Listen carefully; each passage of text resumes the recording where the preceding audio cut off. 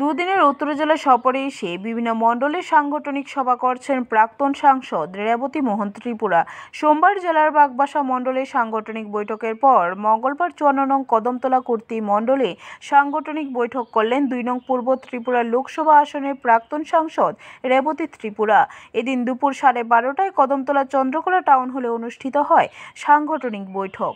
বৈঠকে প্রাক্তন সাংসদ ছাড়াও উপস্থিত ছিলেন জেলা সভাপতি কাজল দাস, সহ সভাপতি করুণাময় নাথ, কদমতলা কুর্তি মণ্ডলের মণ্ডল সভাপতি বিমল পুরকায়স্থ সহ অন্যান্যরা। যে এখানে আগামী দিনে যাতে 6টা আমাদের জেলায় 6টা আছে, অন্তত 5টা আমাদের টার্গেট থাকবে, 6টা করা। আমি সেদিনও বলেছিলাম আপনি 6টা টার্গেট নিয়ে নামুন, অন্তত আমরা 5টাও যদি করতে পারি, কারণ 3টা থেকে আমাদের সামনে এগোতে হবে। তো আমরা 6টা টার্গেট নিয়ে আমরা এগোচ্ছি।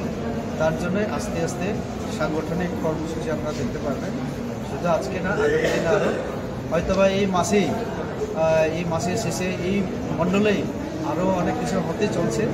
ব্যুরো রিপোর্ট, খবর ত্রিপুরা।